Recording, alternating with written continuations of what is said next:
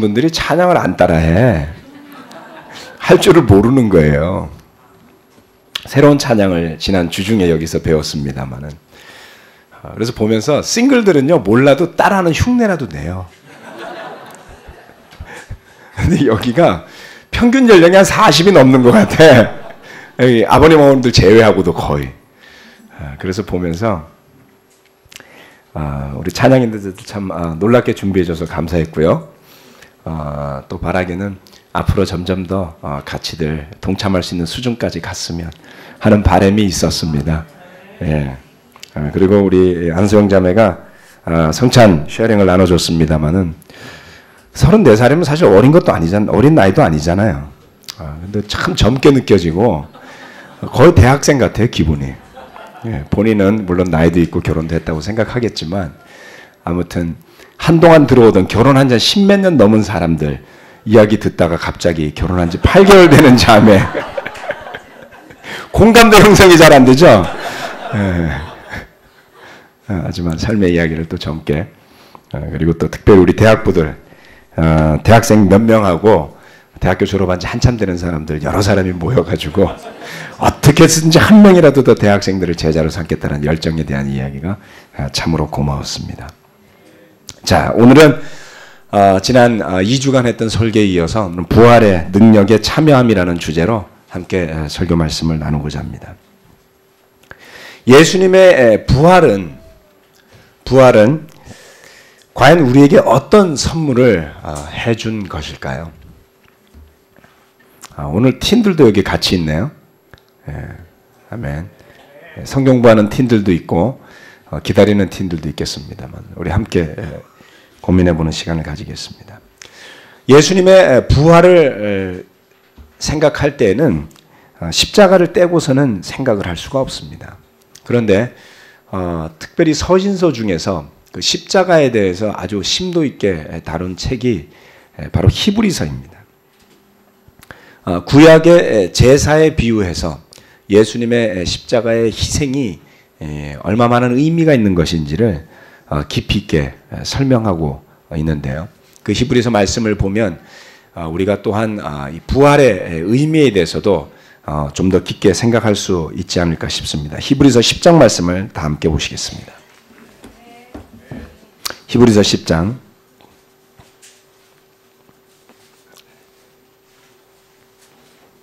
히브리서 10장 말씀.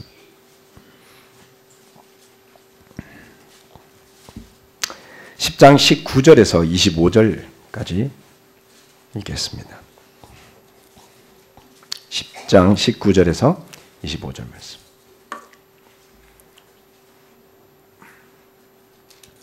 그러므로 형제자매 여러분, 우리는 예수의 피를 힘입어서 담대하게 지성소에 들어가게 되었습니다. 예수께서는 휘장을 뚫고 우리에게 새로운 살 길을 열어주셨습니다. 그런데 그 휘장은 곧 그의 육체입니다. 그리고 우리에게는 하나님의 집을 다스리시는 위대한 제사장이 계십니다. 그러니 우리는 확고한 믿음을 가지고 참된 마음으로 하나님께 나아갑시다. 우리는 마음에다 예수의 피를 뿌려서 죄책감에서 벗어나고 맑은 물로 몸을 깨끗이 씻었습니다.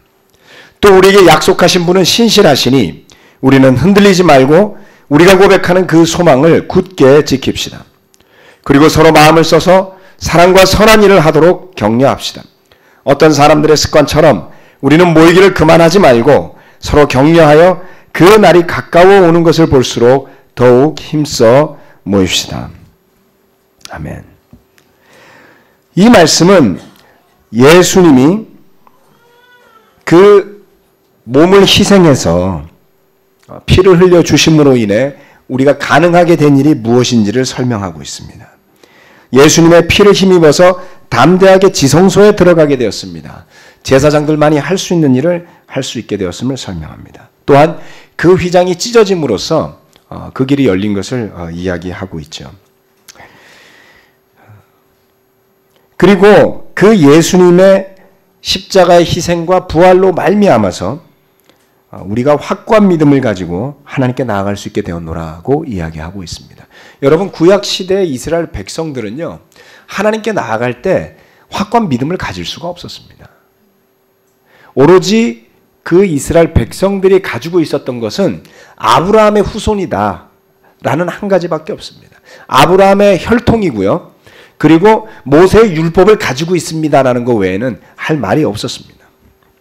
그런데 우리가 하나님 앞에 나아가게 될 때에는 마음에 예수의 피를 뿌려서 죄책감에서 벗어나고 맑은 물로 몸을 깨끗이 씻었습니다.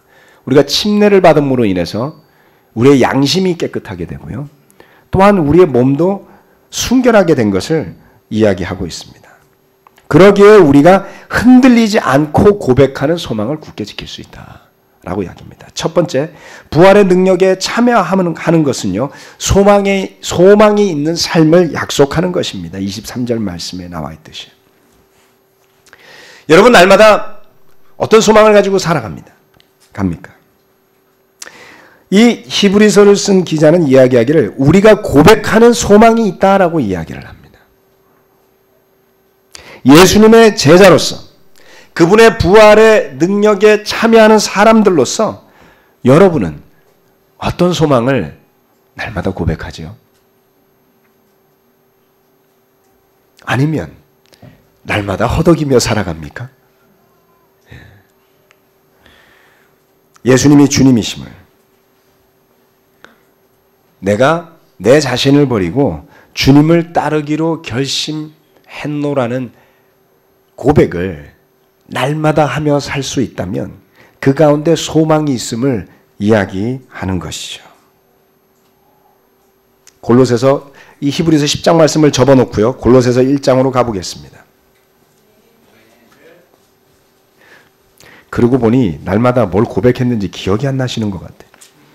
자, 골로새서 1장 배우시고 하시기 바랍니다. 골로새서 1장 5절 말씀. 이 믿음과 사랑은 여러분을 위하여 하늘에 쌓아두신 소망에 근거합니다. 이 소망은 여러분의 진리의 말씀, 곧 복음을 받아들일 때 이미 들은 것입니다. 여러분이 예수님의 제자로 거듭나던 그 순간 이미 들은 복음, 그것으로 말미암아 생겨난 소망은 과연 뭐였습니까? 우리 한번 생각해 봅시다. 그것은 내가 추구하며 살아가고자 하는 것이 이 세상이 아니라 바로 하나님의 나라와 그 하나님의 의에 있음을 고백하지 않았습니까? 예수님이 내 삶의 주인이심을 고백하지 않았습니까? 그래서 어떤 소망이 생겼죠? 여러분 마음속에 더듬어 보면 그 순간 그로 인해서 품었던 소망이 기억이 날 겁니다.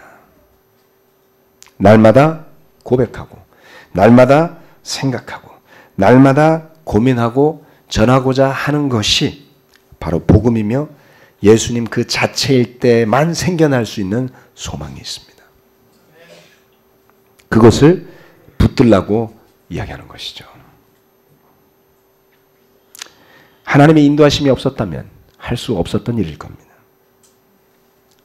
그런데 그 길을 우리가 걸어갈 수 있게 되었다면 그것은 어떤 의미가 있는 것이겠습니까? 바로 그 소망을 가진 사람들이 날마다 하는 일이 바로 마음을 지켜서, 마음을 써서 사랑과 선한 일을 하도록 격려한다고 24절 말씀은 이야기하고 있습니다. 그래서 어떤 사람들은 습관을 만들었다고 이야기를 해요. 모이기를 그만두는 습관을 만들었다고 합니다.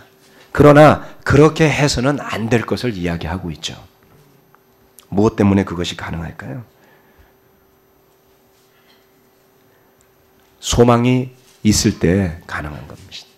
날마다 고백하는 소망이요. 저는 날마다 제자들을 만납니다. 여러분들 날마다 제자들을 만나고 있습니까? 결혼하셨는데도 제자를 안 만나고 계시다고요? 아내나 남편을 제자로 생각 안 하시는군요.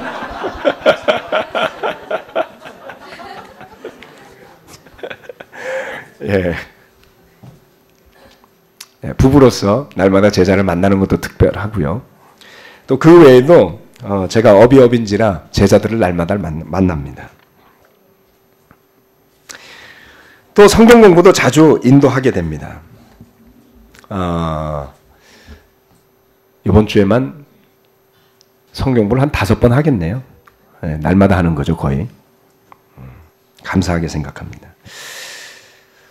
그리고 그렇게 수많은 사람들의 삶의 이야기를 듣고 그 삶에 들어가다 보면요, 더 긴장하게 돼요.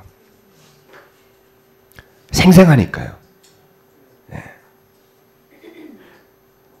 그리고 제 소망에 대해서 다시 한번 생각해 보게 됩니다. 제가 고백하는 소망이 무엇인지를 다시 한번 생각해 보게 되죠. 지난주에는 뇌졸중으로 쓰러진 한 분을 만나러 갔습니다. 이분은 성경 공부를 해야지 되겠다라는 소개를 받고 그분을 만나 뵀습니다마는 월요일 날 우리 두 분의 목회자들이 가서 만났을 때는 거의 말이 되지 않는 상황이었고요. 목요일 날 제가 갔을 때는 어느 정도 대화가 될 정도로 회복이 되셨습니다. 두 번째 뇌졸중을 겪고 있었어요. 만나 뵀더니 콜레스테롤 수치에는 이상이 없다는 거예요. 근데 혈관이 터졌답니다. 그래서 의사들이 자기가 얼마나 살 수 있을지를 이야기를 안 해준다는 거예요. 40대 중반의 싱글 대학 경제학과 교수입니다. 미국인이고요. 그래서 세례를 받고 싶다고 그래서 제가 가서 만나 뵀어요. 당신은 예수님을 어떻게 믿고 있습니까? 하나님을 어떻게 믿고 있습니까? 믿음을 알아야지 세례를 줄 거 아니에요. 그렇죠? 그래서 보면서 이분이 예수님도 어느 정도 믿고 있고 하나님도 어느 정도 믿고 있었어요. 근데 자기 스스로는 만족할 만큼 믿고 있질 못했습니다. 제가 봐도 성경 말씀을 통해서 믿는 믿음은 아니었습니다. 그래서 함께 성경 말씀을 공부하자라는 말씀을 드렸습니다마는 성경 말씀을 나눠줄 때 그분이 눈이 번쩍번쩍 떠져요. 눈이 동그래지는 거예요. 그리고 또 한참 이야기하다 성경 말씀을 나눠주면 갑자기 눈이 동그래지는 거예요. 깜짝깜짝 놀라는 걸 제가 봤어요. 하나님 말씀의 능력이 있죠. 그래서 그런 사람들의 삶의 문제, 어려움들이 해결되어 가는 그 믿음의 과정을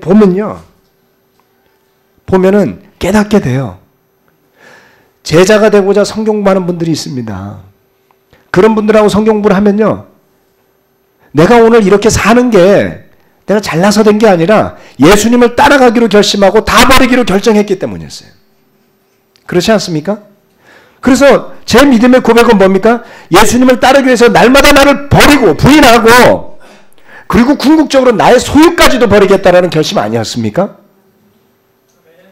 그런데 우리가 그 고백을 잊어버릴 때가 참 많습니다. 내가 무엇 때문에 예수님의 제자로 사는지를 망각하는 순간에 주인이 뒤바뀌어요. 여러분, 부활의 능력은 바로 여기에 있습니다. 여러분이 날마다 고백하고 그 소망을 잡을 때 그 예수님의 능력이 여러분 안에서 새로운 소망으로 살아날 수 있는 것입니다. 저는 제자로서 제 소망을 다시 한번 확인하고 돌아왔습니다.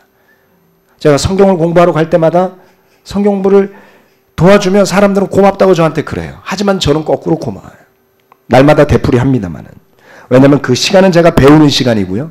그 시간은 제가 제자로서 저의 믿음의 고백을 다시 한번 갱신하는 순간이기 때문에 그렇습니다. 왜 우리가 더 함께 모여 격려하고 선행과 사랑을 도모해야지 될까요? 지난주 토요일 날, 어제가 아니고 지난 일주일 전에 우리 결혼부 형제들이 결혼부 수련회, 형제 수련회를 다녀왔죠. 지난주 주일날도 조금 나누었습니다만은 잠을 1시간 반밖에 안 잤고 제가 제정신이 아니었던 것 같아요. 아무튼 그 순간을 생각해보면 우리가 모여서 왜 함께 기뻤죠? 물론 삼겹살도 있고 목살도 있었기 때문이기도 해요. 그렇죠? 근데 삼겹살과 목살만 있었다면 그 정도로 기쁘지 않았을 겁니다. 여러분, 회사에서는 회식 안 하나요? 그 자리에 가서 그만큼 기쁩니까? 무슨 차이냐면 믿음의 소망을 함께 둔 형제들이 함께 모여서 기쁜 거예요. 우리가 모여서 야구를 하고 운동을 하고 무슨 교제를 하건 거기에는 목적이 있어요. 내가 1,000원을 따야지. 이런 게 아니란 말이에요. 그럼 싸움 나게? 이겨도 즐겁고 저도 즐거운 거예요. 왜냐하면 목적이 이기는 게 아니라 함께 교제하는 거였기 때문이죠. 그렇죠? 다르단 말이에요. 물론 짐은 조금 아쉬워요. 하지만 불쾌하진 않습니다. 저도 기뻤고 이겨도 기쁘고요. 세상에 그런 게임이 어디 있어요? 그렇죠? 그렇습니다. 그리고 그 자리를 만들기 위해서 많은 사람들이 준비를 했어요. 김용성 형제는 뭐 갈등 관리라는 프로그램을 준비해 줬고요. 아무도 안 졸더라고요. 그 9시에 모여갖고 한 1시간 하는데 배부르게 먹고 와가지고 계속 야구하고 와서도 눈을 번쩍 뜨고 듣고, 또 우리 전영국 형제하고 윤영목 형제가 가락시장에 가가지고 도매시장에 가가지고 목살하고 삼겹살을 엄청 많이 사온 거예요. 그 남은 거 누가 가지고 가지 않았을까? 네. 아무튼 그럴 정도로, 야, 이거 준비하는 게 쉽지 않죠. 바베큐라는 게 해보시면 알겠지만 50명의 남자들이 먹어치울 바베큐를 상추, 쌈, 고추, 그 다음에 김치, 마늘, 푸짐했습니다. 그리고 마지막에 신라면. 삼겹살을 그렇게 먹고 나서 신라면이 적격이라는 걸 제가 처음 겪었어요. 네. 그렇죠? 너무나 소중하고요. 너무나 든든한 거죠. 뭡니까? 이 사람들이 이 세상 끝날까지 함께 가야 할 믿음의 동지들이기 때문에 그런 거예요. 여러분, 삶의 무게에 짓눌려서 신음하던 사람들도요, 복음을 접할 때 힘을 내는 것을 저는 봅니다. 남이 보면요, 희망이 없는 것과 같은 상태에 있는 분들이 이 안에도 없지 않아 있습니다, 여러분. 정말 괜찮나 싶을 정도로 상황이 어려워요. 심리적으로 어려운 분들도 있고요. 경제적으로 어려운 분들도 있을 거고요. 건강으로도 어려운 분들이 이 가운데 많이 있습니다. 그런데 그런 분들이 용기를 내면서 복음을 접하고 예수님을 알게 되면서 기뻐해요. 그리고 그 고통을 잊어요. 그리고 날마다 그것을 극복하기 위해서 노력하면서 살아요. 그래서 만나보면 기뻐요. 이게 어떻게 가능하죠? 바로 우리가 소망을 가지고 살기 때문에 그렇습니다. 얼마나 많은 사람들이 아주 허망한 이유로 자기 목숨을 포기하는지를 우리는 보며 삽니다. 얼마나 많은 사람들이 그다지 가치도 없는 일들에 목숨을 걸듯이 하고 사는지를 우리는 날마다 보며 살지 않습니까? 또 그런 일로 남을 해하기도 하는 세상에 우리는 살고 있어요. 그렇다면 우리가 예수님의 제자로 살아가며 고백하는 우리 소망의 가치가 얼마나 큰 것이고 그것을 가능하게 하신 예수님의 부활의 능력이 얼마나 큰지를 다시 한번 되새기는 시간이 되기를 바랍니다. 두 번째, 26절에서 31절 말씀을 보시겠습니다. 히브리서 10장으로 다시 돌아가시죠.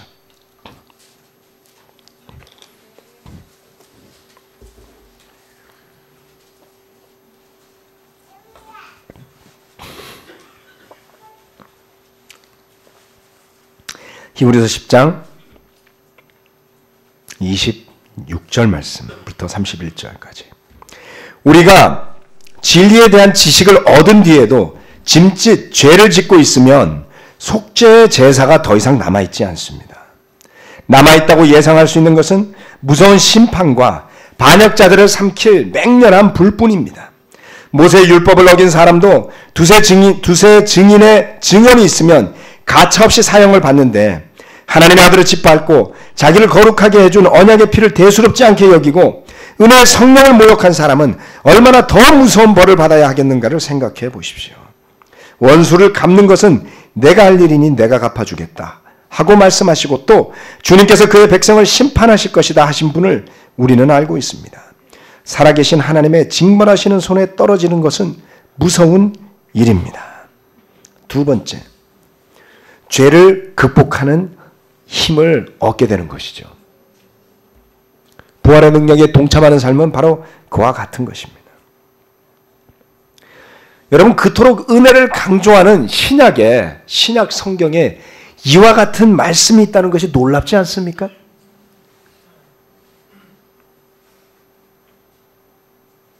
은혜예요. 많은 사람들은 죄를 생각하면 하나님의 은혜를 이야기하곤 합니다. 그렇습니다. 그런데 그 은혜는 여러분 멋대로 해석해야 할 수 있는 그런 은혜를 의미하지 않습니다.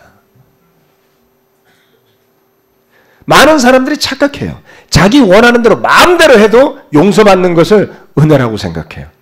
그건 은혜가 아니고요. 특권의식의 덫이라고 우리가 가르쳤죠. 많은 사람을 괴롭게 하고 오로지 자기 자신만 좋아하는 죄를 짓는 겁니다.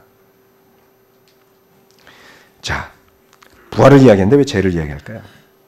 너무나 중요한 사실이 있습니다.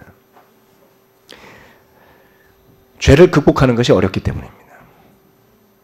행동으로 짓는 죄, 마음으로 짓는 죄, 유혹 때문에도 짓고요. 자신의 성질을 이기지 못해서 짓는 죄들도 있습니다. 그런데 그처럼 죄에 쉽게 노출이 되다 보면 죄를 대수롭지 않게 여깁니다. 죄를 대수롭지 않게 여기는 태도는요, 여기에서 이야기하기를 하나님의 아들을 짓밟고 자기를 거룩하게 해준 언약의 피를 대수롭지 않게 여기는 뻔뻔함이라고 성경은 경고하고 있습니다. 죄는요, 은혜로만 극복되지 않습니다. 은혜는 하나님께서 우리에게 주시는 것이지 우리가 그 은혜를 오용해도 된다고 성경은 이야기하지 않습니다. 다시 한번 여기를 접어놓으시고요. 로마서 6장으로 가시겠습니다.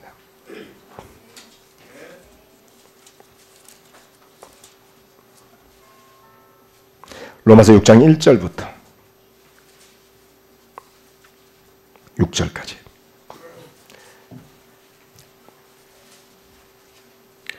그러면 우리가 무엇이라고 말을 해야 하겠습니까? 은혜를 더하게 하려고 여전히 죄 가운데 머물러 있어야 하겠습니까? 그럴 수 없습니다. 우리는 죄에는 죽은 사람인데 어떻게 죄 가운데서 그대로 살 수 있겠습니까? 세례를 받아 그리스도 예수와 하나가 된 우리는 모두 세례를 받을 때 그와 함께 죽었다는 것을 여러분은 알지 못합니까? 그러므로 우리는 세례를 통하여 그의 죽으심과 연합함으로써 그와 함께 묻혔던 것입니다. 그것은 그리스도께서 아버지의 영광으로 말미암아 죽은 사람들 가운데서 살아나신 것과 같이 우리도 또한 새 생명 안에서 살아가기 위함입니다. 우리가 그의 죽으심과 같은 죽음을 죽어서 그와 연합하는 사람이 되었으면 우리는 부활에 있어서도 또한 그와 연합하는 사람이 될 것입니다. 우리의 옛사람이 그리스도와 함께 십자가에 달려 죽은 것은 죄의 몸을 멸하여서 우리가 다시는 죄의 노예가 되지 않게 하려는 것임을 우리는 압니다. 예수님이 십자가에 못 박혀서 그토록 심한 고통을 겪으면서까지 자신을 희생해 주셨던 것은 그것을 빙자하고 핑계삼아 뻔뻔하게 죄 가운데서 원하는 것을 마음껏 만끽하며 살라고 하신 것이 아님을 알아야 하는 것입니다.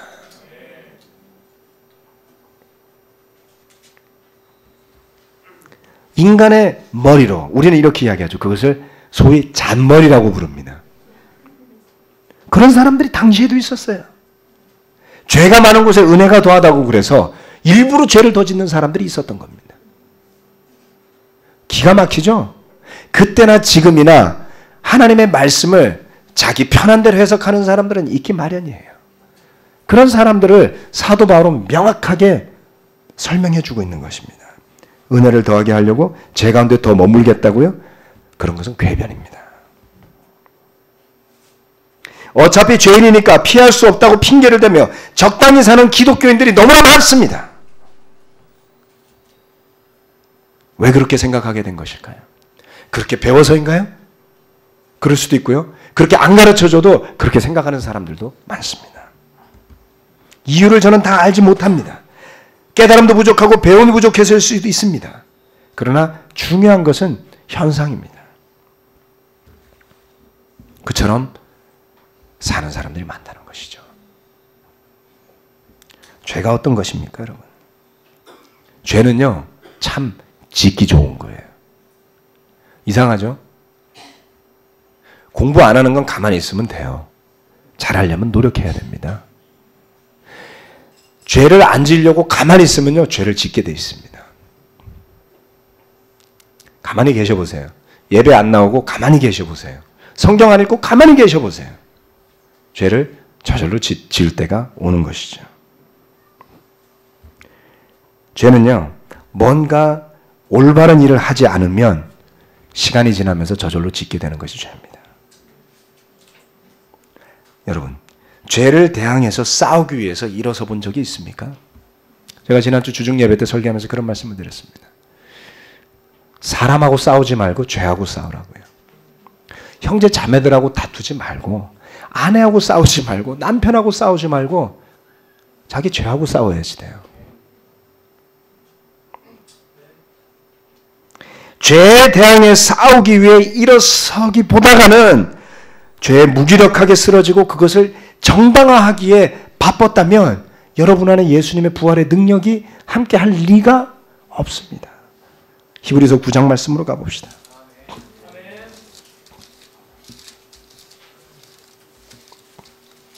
히브리서 9장 말씀 13절 14절. 염소나 황소의 피와 암송아지의 죄를 더러워진 사람들에게 뿌려도 그 육체가 깨끗하여져서 그들이 거룩하게 되거든 하물며 영원한 성령을 힘입어 자기 몸을 흠없는 제물로 삼아 하나님께 바치신 그리스도의 피야말로 더욱더 우리들의 양심을 깨끗하게 해서 우리로 하여금 죽은 행실에서 떠나서 살아계신 하나님을 섬기게 하지 않겠습니까? 아멘. 옛날 구약 시절에 제물로 소를 잡고 염소를 잡고 양을 잡아서 드리는 제사도요, 효과가 좀 있었다고 그랬어요. 그런데 하물며 하나님의 아들인 예수님이 오셔서 우리 죄를 대신하기 위해 고통당하시고 그것을 용서하기 위해서 어느 누구도 걸어갈 수 없는 길을 걸어갔다가 죽었다가 부활을 하셨는데, 우리가 그 죽은 행실에서 벗어나서 살아계신 하나님을 섬기기 합당할 사람으로 살아갈 길이 없겠습니까? 당연히 있죠.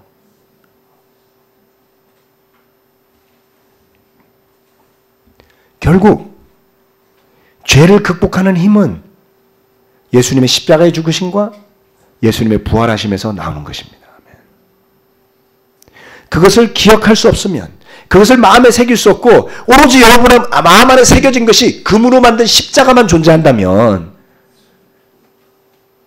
무슨 말씀인지 이해가 되세요? 돈입니다, 돈. 예수님의 희생의 십자가가 아니고 내가 잘 먹고 잘 살기 위한 나만의 복음을 쫓아간다면 그 안에 십자가의 능력도 없고요, 부활의 능력도 없습니다. 그렇다면 죄 속에 뒹굴고 그것을 정당화하는 비겁함과 히브리서 말씀대로라면 소멸하는 하나님의 불만을 기다리는 비참한 신세로 전락한다는 것이죠.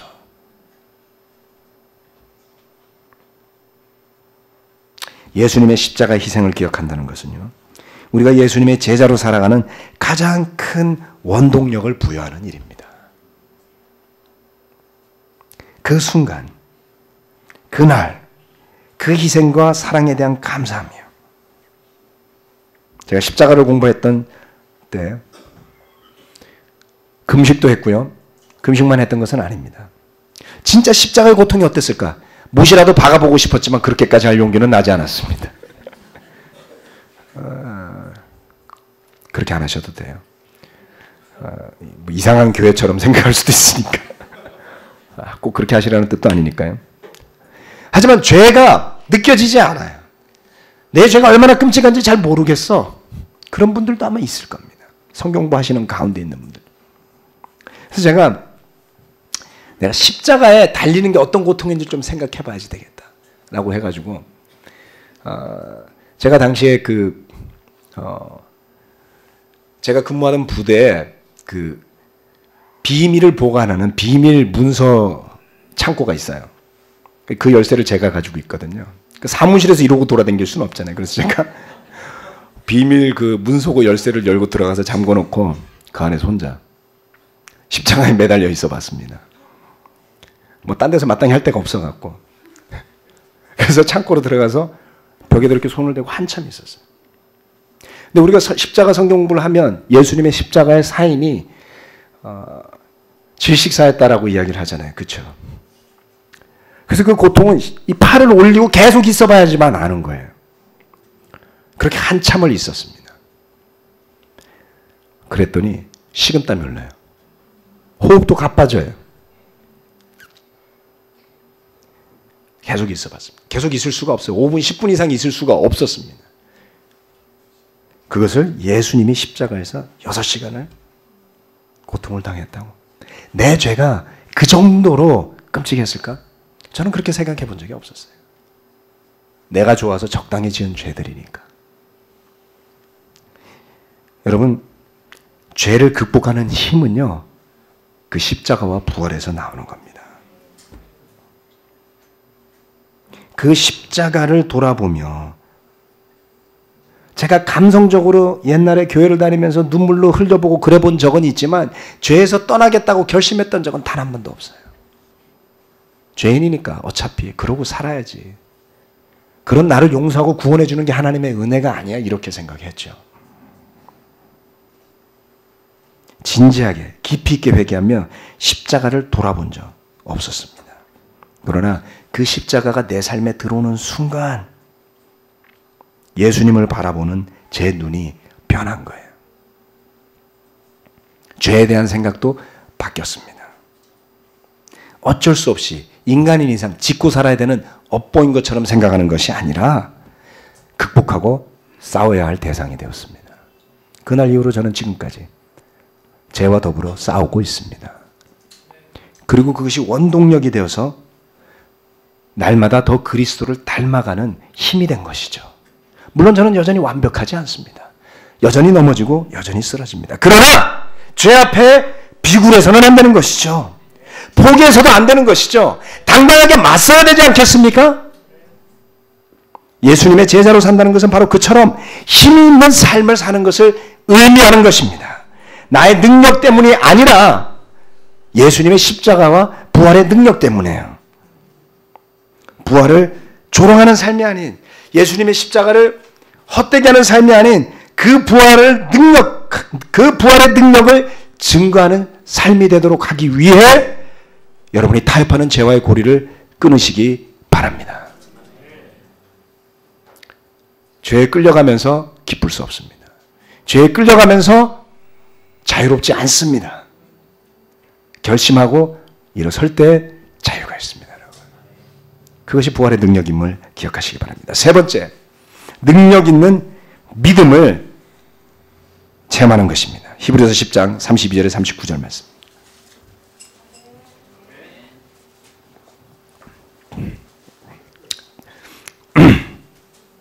(32절에) 39절 말씀. 여러분은 빛을 받은 뒤에 고난의 싸움을 많이 견뎌낸 그 처음 시절을 되새기십시오. 여러분은 때로는 모욕과 환난을 당하여 구경거리가 되기도 하고 그런 처지에 놓인 사람들의 친구가 되기도 하였습니다. 여러분은 감옥에 갇힌 사람들과 고통을 함께 나누었고 또한 자기 소유를 빼앗기는 일이 있어도 그보다 더 좋고 더 영구한 재산이 있다는 것을 알고서 그런 일을 기쁘게 당하였습니다. 그러므로 여러분의 확신을 버리지 마십시오. 그 확신에는 큰 상이 붙어 있습니다. 여러분이 하나님의 뜻을 행하고서 그 약속해 주신 것을 받으려면 인내가 필요합니다. 이제 아주 조금만 있으면 오실 분이 오실 것이요 지체하지 않으실 것이다. 나의 의인은 믿음으로 살 것이다. 그가 뒤로 물러서면 내 마음이 그를 기뻐하지 않을 것이다. 우리는 뒤로 물러나서 멸망할 사람들이 아니라 믿음을 가져 생명을 얻을 사람들입니다. 믿음은 어떤 것입니까? 여러분 믿음을 가지고 뭘 할 수 있겠습니까? 아무것도 할 수 없으면요 여러분은 위선자로 전락합니다. 내가 믿음이 있다고 했는데 변한 것이 하나도 없어. 그게 무슨 믿음이죠? 여러분 뭘 믿는 겁니까? 능력 없는 믿음은 거짓말이에요. 여기서 이야기하는 것은 바로 이런 것입니다. 여러분은 빛을 받은 뒤에 고난을 싸움을 많이 견뎌낸 그 처음 시절을 생각해 보십시오. 그들 중에 세례받고 제자가 된 사람들 중에 그들이 모욕과 환난을 당했던 사람들이 있었던 겁니다. 구경거리가 된 사람도 있었습니다. 이 당시는 네로 황제 시대에 핍박이 조직적으로 일어났던 시대였어요. 교회 지도자들 중에 잡혀가서 처형당한 사람들도 많았습니다. 모든 기독교인들을 다 말살한 것은 아니었지만 도시와 마을과 그리고 상황에 따라서 어떤 사람들은 극심한 핍박을 겪기도 했습니다. 감옥에 갇혔었고요. 소유를 빼앗겼습니다. 그래도 자신의 소유를 빼앗겼음에도 불구하고 하늘나라에 영원한 재산이 있음을 기뻐했다고요. 어떤 가치를 가지고 살아갔습니까? 영원한 삶에 대한 가치를 분명히 인식하고 살아갔던 순간들을 다시 한번 되새기라고 이야기하는 것이죠.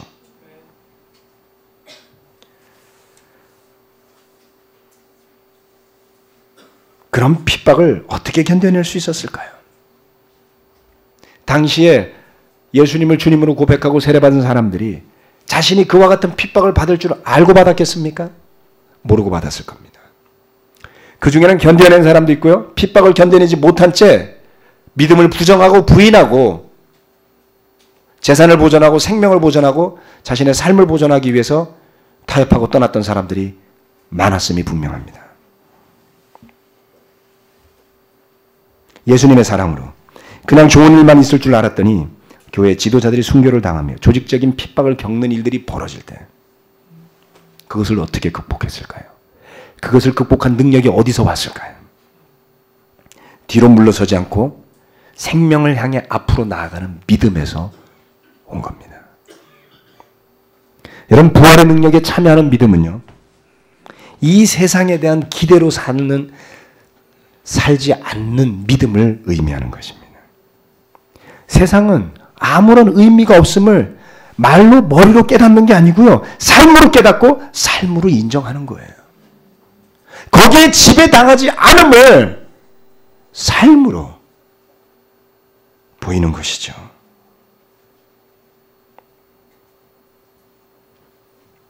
그 모든 것을 버린 상태로 살아갈 수 있는 용기, 그리고 믿음, 그 안에 능력이 있는 겁니다.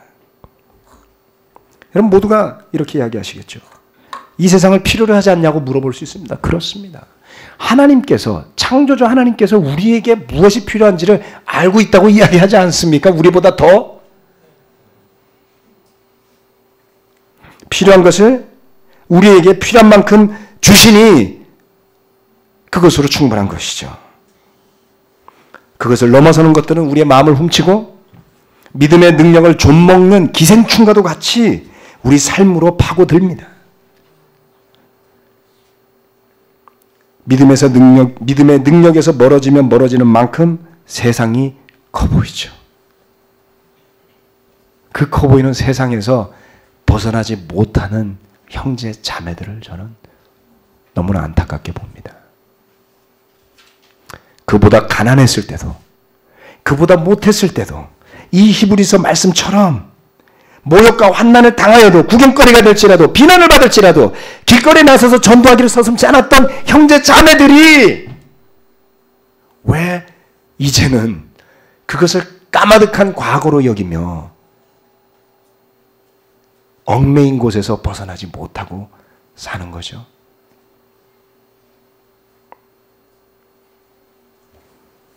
그런 사람들에게 이렇게 이야기합니다. 이제 아주 조금만 있으면 그분이 오실 거라고요. 우리 믿음에 능력이 있어야지 됩니다. 저는 형제들을 만날 때마다 그 안에 능력을 믿습니다. 우리 형제들이 왜 모여서 기쁘죠? 능력이 있기 때문에 기쁜 겁니다. 믿음이 있기 때문에 기쁜 겁니다. 그냥 그런 모임 만들 수 있나요? 만들어 보세요. 만들 수 없습니다, 여러분. 제가 말씀드리죠.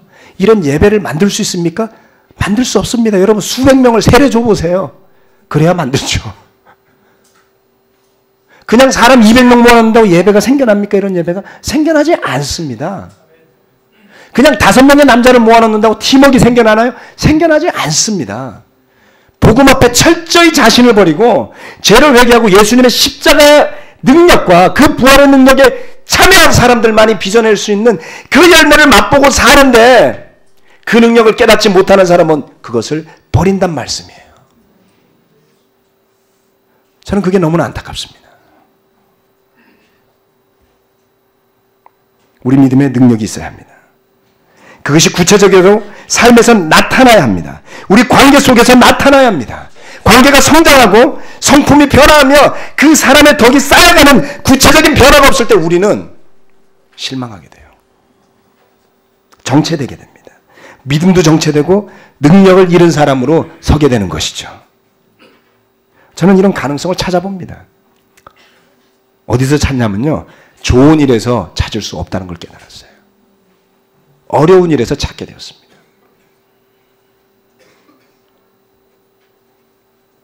어려운 일에서요. 좋은 일은요, 감사한 일이지만 저를 성장하게 하는 일은 어려운 일임을 저는 깨달았습니다. 그렇다고 저한테 와서 자꾸 고난을 달라는 뜻은 아니에요. 의도적으로 하지 마시고요. 그러나 어려운 일들이 있을 때마다 그것을 직면하면서 제가 어떻게 더 그리스도의 성품으로 변화하여야 할지에 대한 필요를 느끼게 된 것이죠. 내적으로. 그리고 거기에 맞서서 하나씩 성장할 때마다 제 삶에 새로운 삶의 지평선이 열리는 것을 저는 보았습니다. 고민이 되는, 어려움이 있는 그 상황을 하나 뛰어넘을 때마다 그러한 한 사람을 도와주는 것을 겪고 갈등하고 고민하고 기도하는 가운데 한 단계 넘을 때마다 더 많은 가능성이 열리는 것을 저는 보게 됩니다. 능력이 제게 있는 것이 아니라 하나님에게 있습니다. 그리고 그 하나님의 능력이 성령님을 통해서 제 안에도 역사할 수 있고요. 여러분 안에도 역사할 수 있습니다. 더욱 변화할 수 있는 믿음은 여기에서 오는 것이죠. 빨리 끝내달라고 그랬는데 오늘도 길어졌네요. 오늘 3포인트 하느라고 좀 길어졌습니다. 그래서 저는 부탁드리고 싶어요, 여러분. 말로만 아니고요. 생각으로만 아니고요. 그 예수님의 능력이 여러분 안에, 여러분 부부 안에, 여러분의 가정 안에, 여러분이 모이는 모임 안에, 여러분이 함께하는 그 예배당 안에 있도록 할 때 예수님의 부활의 능력이 살아있으리라 생각합니다.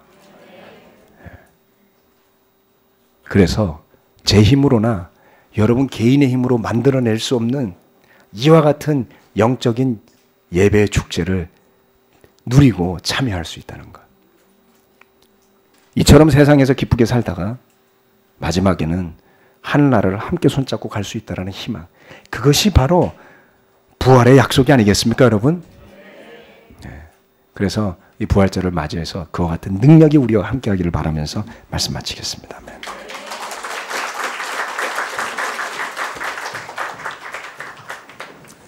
아멘. 모두 자리에서 일어서시기 바랍니다.